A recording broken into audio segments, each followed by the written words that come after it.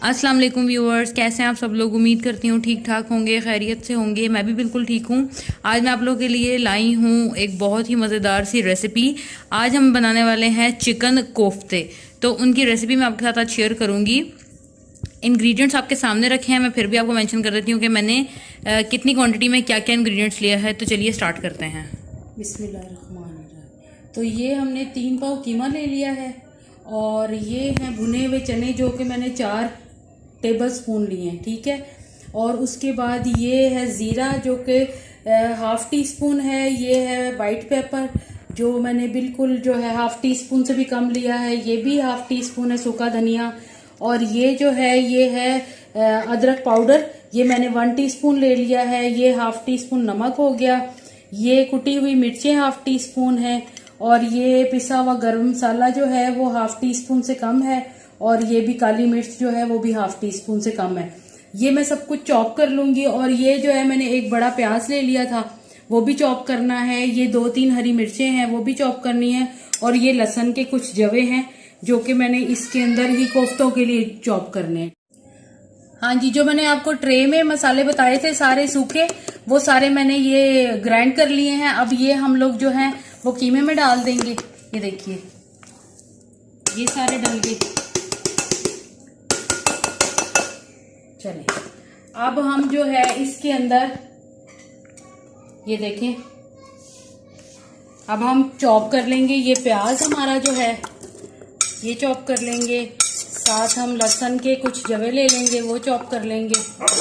और ये सारी हरी मिर्ची, ठीक है, ये हम चॉप कर लेंगे। हाँ जी, जो ये प्याज और लहसुन और हरी मिर्ची कुछ ली थी वो मैंने चॉप कर ली हैं। और बाकी का ये देखिए, जो मेरे ट्रे में मसाला था जिसमें भुने हुए चने थे और सारा जीरा वगैरह, वो सब मैंने ग्राइंड करके इसमें डाल दिया है। और अब मैं इसको चॉप की हुई चीजों को भी इसमें शामिल कर दूंगी। ये लीजिए, ये चला गया।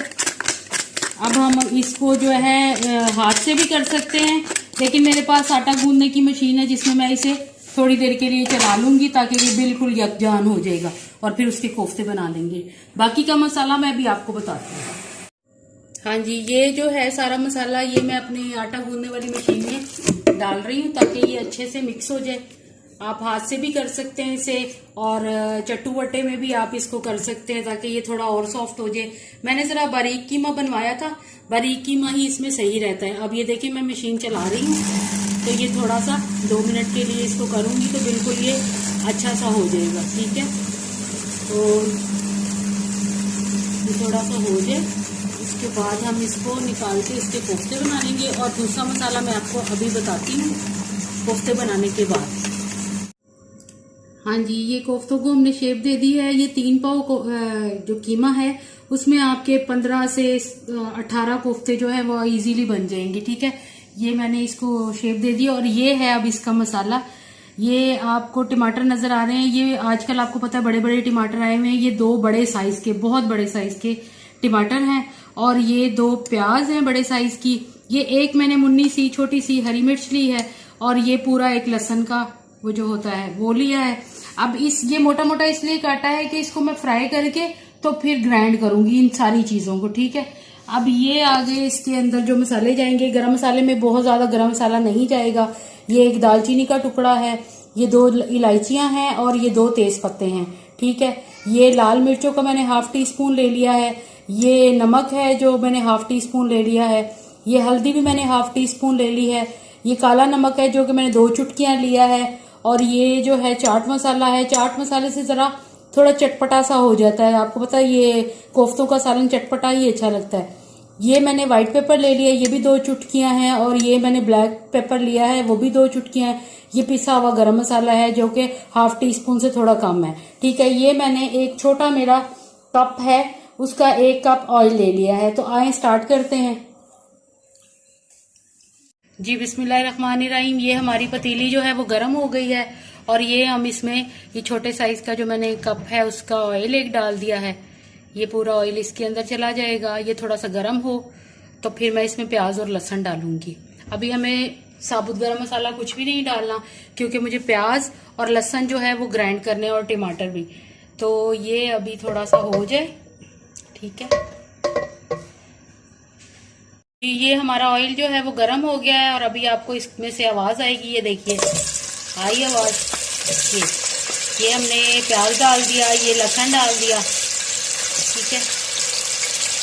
ये हमारा प्याज और लहसुन हल्का सा जरा हो, तो ब्राउन नहीं इसको करना, क्योंकि ब्राउन करेंगे तो सालन की शक्ल बिगड़ जाती है।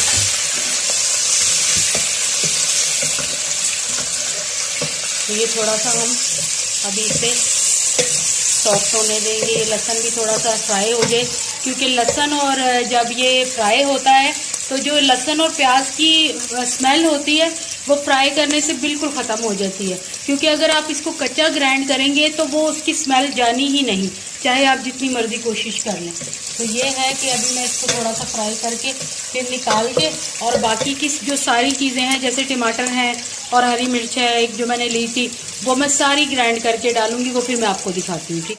हाँ जी, ये देखें प्याज़ों को भी इतना कुछ भी नहीं हुआ, ये देखें इस शक्ल में हो गए हैं, लेकिन ये इनकी स्मेल अब ख़त्म हो जाएगी। अब मैं इनको निकाल रही हूँ और इन्हें ग्राइंड करके फिर आपको दिखाती हूँ, ठीक है जी। ये चूल्हा मैंने ऑफ कर दिया था। अब ये ऑयल मैं दोबारा से गर्म करके इसके अंदर आपको दिखाती हूँ कि मैंने जो है ये सूखे मसाले हैं, गरम मसाला, ये देखिए, ये तेज़पत्ता और ये दालचीनी का टुकड़ा और ये 2 इलायचियाँ, ये मैं डाल देती हूँ। और उसके बाद जो मैंने आपको मसाला बताया था, टमाटर और प्याज जो मैंने फ्राई किए थे, उसको मैंने ग्राइंड कर लिया है, वो इस शक्ल में आ गया, देखिए देखें। अब मैं इसको इसके अंदर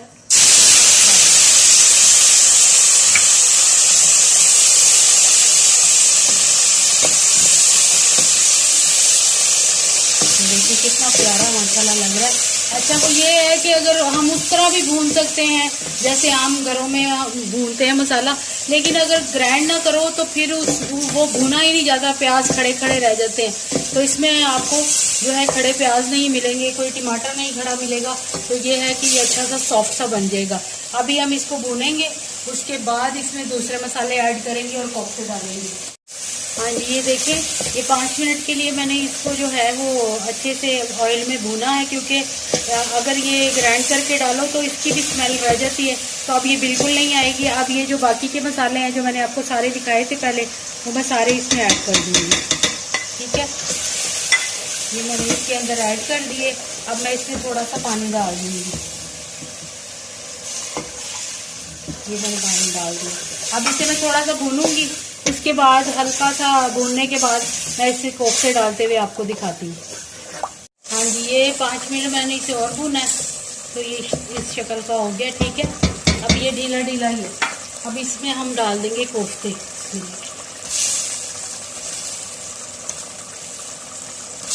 जी, ये मैंने कोफ्ते डाल दिए हैं। अब मेरे पास फ्रीज हुई हुई मेरे पास दही पड़ी हुई है, कोई आधा पाव के करीब, तो वो मैं इसके अंदर डाल दूंगी, क्योंकि कोफ्तों को गलाना होता है, इस वजह से जो है तो इस वजह से जो है वो क्या कहते हैं, दही पे पहले मैं इसको थोड़ा सा पकाऊंगी, क्योंकि इसे गलाना है। अभी इसकी दही का जो पानी है वो निकल आए, उसके बाद मैं इसमें थोड़ा सा पानी ऐड करूंगी। पानी ऐड करने के बाद फिर मैं इसको जो है गला के फिर शोरबा बनाऊंगी। ये देखिए, और माशाल्लाह देखिए कोफ्ते ऐसे बने हुए हैं कि ये कच्चे कच्चे हैं अभी, लेकिन टूट नहीं रहे, ठीक है। ये देखिए, अब हम लोग इसको थोड़ा सा ढक्कन ढकेंगे दही की वजह से, और उसके बाद कोई 5 मिनट बाद खोलेंगे, ठीक है जी। ये मैंने पूरे 5 मिनट बाद देखिए खोला है, और ये देखिए अभी इसमें पानी है, दही का ही पानी है, ठीक है। और प्यारे देखिए माशाल्लाह कितने लग रहे हैं। और आप जिसको कोफ्ते पसंद है वो ज़रूर कमेंट में बताएं। ये मैंने कोई तकरीबन 1 कप के करीब पानी और डाला है ताकि ये अच्छे से गल जाए, और अभी इसको हम पकने के लिए रख देंगे। शोरबा अभी ये नहीं बना, अभी ये गलेंगे, और ये कोई 10 मिनट के लिए मैं रखूंगी, ठीक है, हल्की आग पे। तो जैसे ये गलेंगे तो मैं शोरबे के लिए पानी डालूंगी, वो भी मैं आपको दिखाती हूँ जी। ये मैंने पूरे 15 से 16 मिनट बाद खोला, तो देखिए ये ऐसा हो गया, ठीक है। मुझे ये शोरबे वाला नहीं बनाना, मुझे थोड़ा ग्रेवी वाला ही बनाना है। तो अभी मैं इसे और थोड़ा सा पानी डाल के, ये देखिए, ठीक है, 1 कप के करीब, तो इसे फिर से दम में इसे कम से कम 20 मिनट के लिए पकाऊंगी, ठीक है। और फिर आपको डिश आउट करके दिखाती हूँ। जी बिस्मिल्लाहिर्रहमानिर्रहीम, ये 25 मिनट तक ये पका है। ये देखिए मैंने इसका शोरबा नहीं बनाया, बस हल्का सा जो है ग्रेवी ही है। तो ये है कि मैं अभी से डिश आउट करती हूँ, फिर आपको बताती हूँ। ये देखें, ये जो मैंने साबुत गरम मसाले डाले थे ये मैं निकाल लूँगी, ठीक है। ये ऐसे ही सालन में अच्छे नहीं लगते, खुशबू ही इनकी होती है। तो ये मैं इसको निकाल कर और इसको डिश आउट करती हूँ, ठीक है। ये देखें, बिस्मिल्लाह।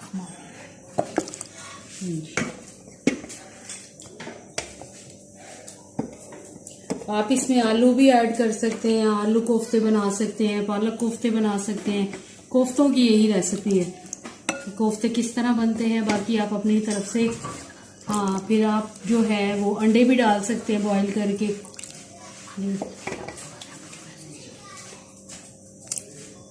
ये देखिए, काफ़ी माशाल्लाह अच्छा सा हमारा सालन जो है वो तैयार हो गया है।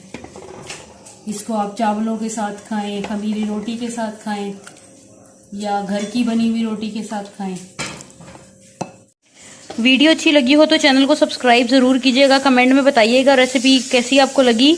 इसके अलावा अगर आप मुझे कोई रेसिपी कमेंट बॉक्स में बताएंगे तो हम उस पर भी जो है वीडियो बनाने की कोशिश करेंगे। आपके जो लोग मुझे कमेंट कर रहे हैं और साथ साथ सब्सक्राइब कर रहे हैं, जो साथ साथ करता रहेगा मैं उसका जो है वो स्क्रीनशॉट लेकर अपनी वीडियो के ऊपर लगा दूंगी, ताकि आप लोगों को भी इससे अच्छा लगे। और हमारी हौसला अफजाई के लिए चैनल को सब्सक्राइब करें, बेल आइकन को दबा दें और कमेंट में लाजमी बताएं, वीडियो को आगे शेयर करें और एक थम्स अप का बटन दबा दें।